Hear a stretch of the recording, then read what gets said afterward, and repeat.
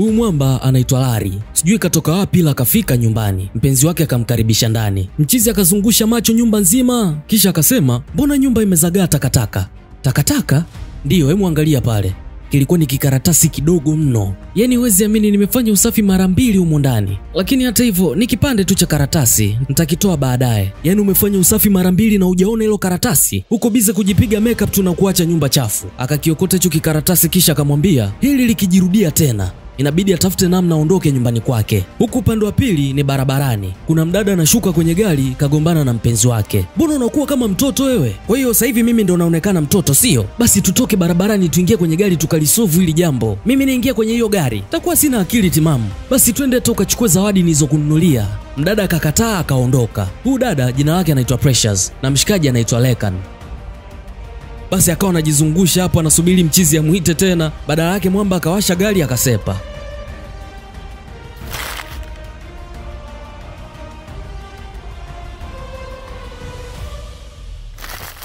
Mimi hapa ni storyteller wako naitwa Iskonka na hii hapa ni E7 Beats. Subscribe na utano notification bell ili uweze kujiunga na familia hii kubwa. Kesho yake Precious akawa anaongea na shoga yake. Anashangaa imekuaje Lekan anamchiti na mwanamke mwingine. Shoga yake akamwambia inabidi atulie tu kwanza, maana haya ni mahusiano yake ya 4 na mwaka ndo umeanza. Atapita na wangapi sasa? Precious anadai yeye ajali. Atakomaa hivyo hivyo mpaka mpate mwanaume sahihi. Huku kwa Larry, mchizi alimtimua yule mwanamke wa kwanza. Yuko na mwanamke mwingine sasa hivi. "Kwa hiyo umepika nini?" "Nimepika chakula chako pendwa." Akamfunulia. "Oh, ngoja nikionje." Kutia mdomoni hivi, akaganda kwanza. "Umekipenda Mchizi akakitema. "Kwani tunasherehekea sikukuu ya chumvi duniani?" Mdada kuonja anaona chumvi iko sawa tu, ila mchizi anaona imezidi. Wakagombana kabisa. Mwamba akatoka mule jikoni. Siku kadhaa mbele, Larry akakutana na mshikaji wake anaitwa Jeff. Jeff akawa anamshangaa Larry na tabia yake ya kubadili wanawake ovyo. Hapa penyewe kaacha mwanamke kitandani eti kisa alikuwa anavuta mashuka walivyokuwa wanapinduka. Sasa hivi mzee si amefika 7, sijui 8 na bado unahangaika tu hujapata unayemtaka. Mchizi akasema yeye ana haraka bana na hataki kuoa mwanamke ambaye sio sahihi. Punde wakati stories zinaendelea akaingia Precious. Larry akapagawa kinoma, akawa anamshangaa kwa nguvu.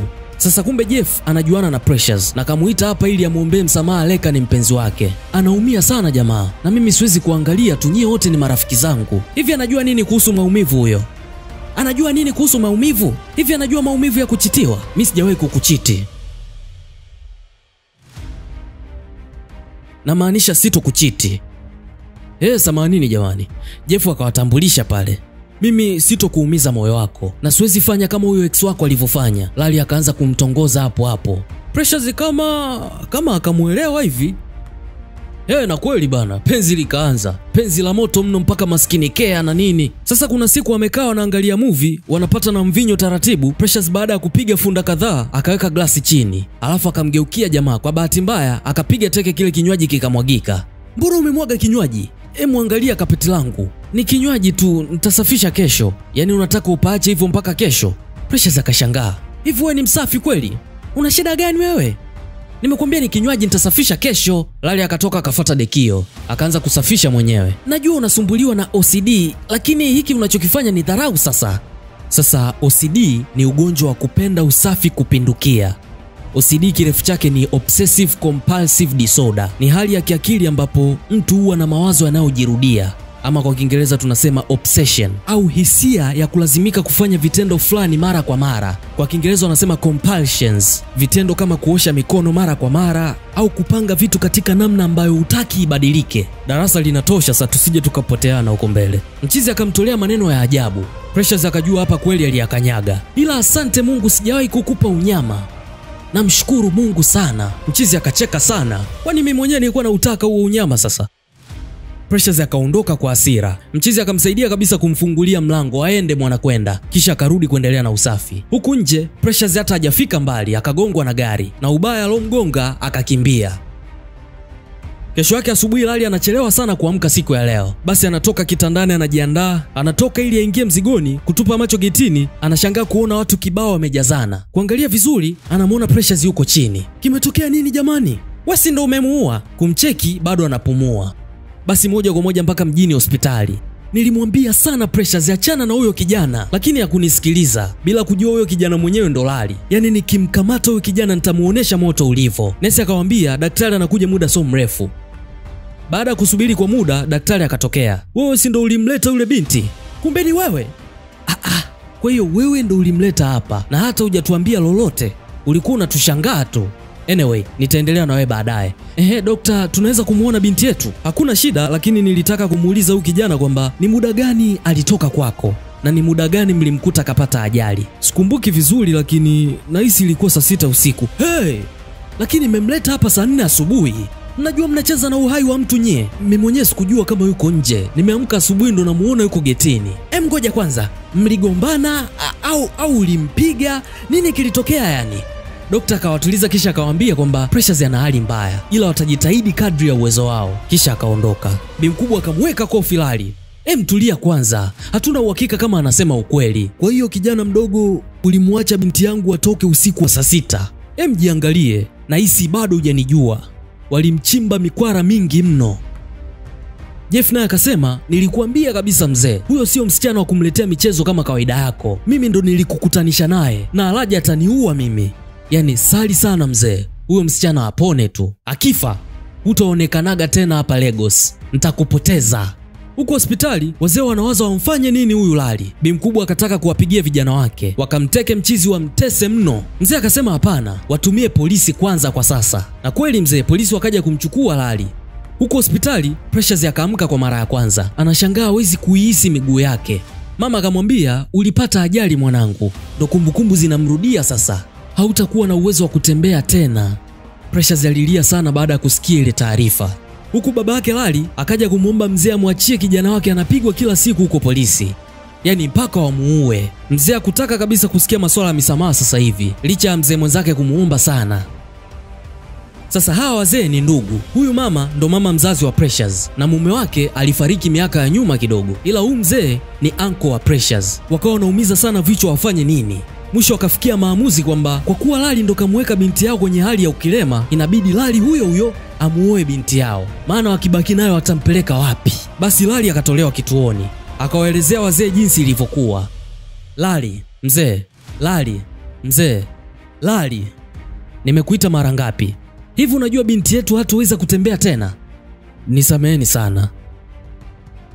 Unaomba samani? Haya, umejifunza nini? Nimejifunza kuishi na mwanamke vizuri. Hivi unampenda binti yangu kweli? Ongea we kijana.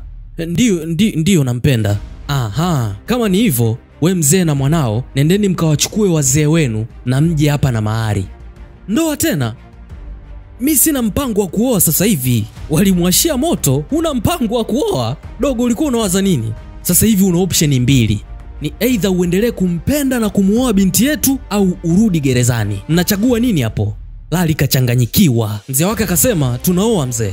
Tunaomba twende tukajipange vizuri, alafu tutarudi kuendelea na taratibu. Washikaji kufika nyumbani, Lali akawa anamkaripia sana baba yake, eti kwamba kusema lolote wala kufanya chochote, kaishia kukubali tu. Sasa kwa nini Lali ana uwezo wa kuongea na mzee wake kwa hiyo sauti? Sababu ni kwamba mzee wake alimfukuzaga mchizi nyumbani akiwa na miaka 18. Na baada hapo mzee akaoa binti mdogo sana ambaye kidogo tu alikuwa analingana na Lali. Toka kipindi hiko mchizi akapoteza mapenzi kabisa na baba yake. Hivyo akamwagia malalamiko kisha akamtimua aondoke kwake. Sasa taarifa zikamfikia Precious. Yeye akakataa kabisa kuolewa na Lali. Anasema bora wamuue tu. Sasa kama hutaki kuolewa na huyu kijana, uko tayari tumrudishe akauzee gerezani? Precious akasema yeye hajali, ila kabla hajafikia huko akasema itabidi mchizi awe na ripoti hapa nyumbani kila siku na awe anamhudumia kama mfanyakazi wake.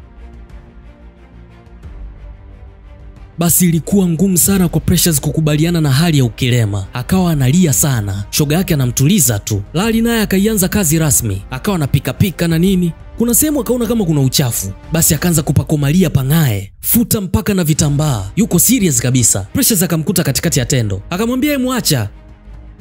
Hakuna chochote hapo. Alafu chakula unachokipika kakitupe tu. Lali anachoka. Baada ya Lali kumaliza kazi ile anaondoka, Precious akamwagia maji. Unatembeaje wakati mimi siwezi kutembea? Yani kwa sababu ya glasi ya wine ambayo ungeweza kuiacha tu. Glasi ya wine ambayo ungeikaushia ningebaki na maisha yangu mpaka leo. Lakini umechukua kila kitu. Eti kwa sababu ya glasi ya wine. Maneno yale yaliupiga sana moyo wa Lali. Akaondoka kwa huzuni sana eneo la tukio. Precious akabaki analia tu. Huku nako mchizi kafika nyumbani akawa nawaza sana, akaanza kupiga hesabu, akaona kweli alichokifanya alikosea.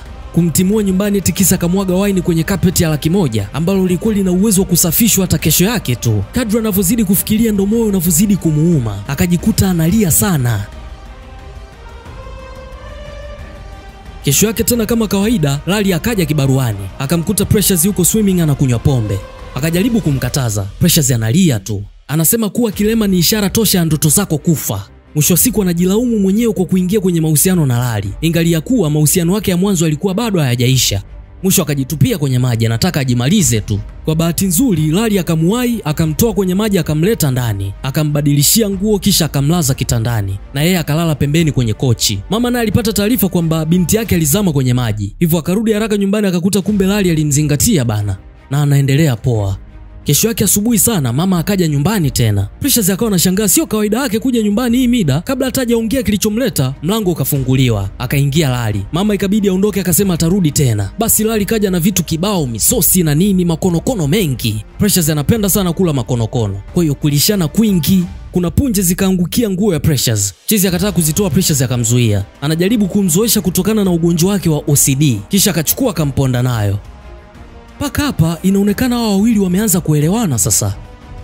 Mama yake Precious ni mwanasiasa, na leo hii anamwambia Precious kwamba alikuwa anasikia uvumi tu. Akaamua kufanya uchunguzi wake na akagundua kwamba chama pinzani walitaka kumuua binti yake. Tulimbana kijana mmoja na akasema wamekuwa wakikufuatilia kwa wiki 2 na walipopata mwanya tu papu wakakugonga. Kwa hiyo unamaanisha haikuwa ajali? Hapana, haikuwa ajali wala nini. Walitaka kukuua wewe ili waje kunipata mimi. Mama anachukulia poa, ila moyoni mwa binti yake ni machozi tu. Hii ni mara ya pili mama unaweka maisha yangu hatarini kwa sababu ya kazi zako hizo. Sasa niambie, ni mara ngapi nitakuwa naumizwa na maadui zako? Haiwezi kutokea tena. Weka pembeni na uangalie ninavyoicheza hii game, kwa sababu naenda kuvuruga kizazi chao kizima. Tatizo unielewi mama? Siwezi kutembea mwenzako. Umeniweka kwenye wheelchair sababu ya maisha yako. Mwanao siwezi kutembea alafu uko busy hapo unaongea kama vile unaelezea story fulani. Mama akaanza kuomba msamaha. Precious akamtimua aondoke chumbani kwake. Kesho yake tena Lali anafika kibaruani. Anapewa taarifa kwamba haruhusiwi kuingia ndani na wala asije tena kazini. Kazi imeisha. Yuko wapi kwanza Precious? Yuko sawa kweli? Ya, yuko sawa, lakini kasema hivyo. Mlango ukafungwa. Sasa Lali hakuelewa kuna shida gani. Akaingia kwenye gari yake akajaribu kurudi nyumbani, lakini akaona sio kweli.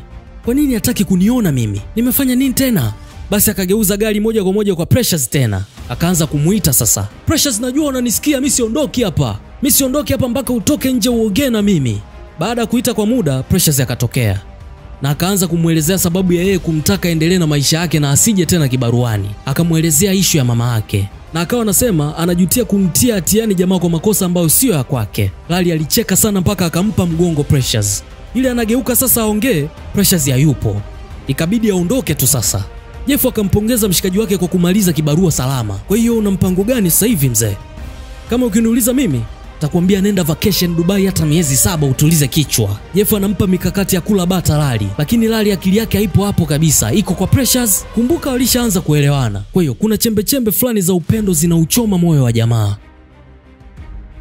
Usiku mchizi anajaribu kulala lakini usingizi hauji kabisa. Akaamua kumpigia simu Precious. Simu inafika huku, Precious anaiangalia tu mpaka inakata. Basi asubuhi Lali akaenda restaurant kumchukulia Precious makonokono. Mara anasikia sauti ya Precious anacheka vibaya mno. Kugeuza shingo akamuona. Ikabidi asogee. Akamkuta kakaa na Lekan, mpenzi wake wa mwanzoni. Akawavuruga pale, akamuwasha busu Precious. Kisha akampatia na konokono zake. Lekan akabaki anashangaa haelewi. Siku kadhaa mbele, Lali hataki kukubali kwamba Precious hamtaki tena. Akamtuma mlinzi aende kumuita Precious amwambie kabisa asipotoka nje, yeye analala hapa mpaka kesho. Mlinzi akaenda. Kwa bahati nzuri, Precious akakubali kutoka. Nimejaribu sana kukupotezea na kukaa mbali, lakini nashindwa.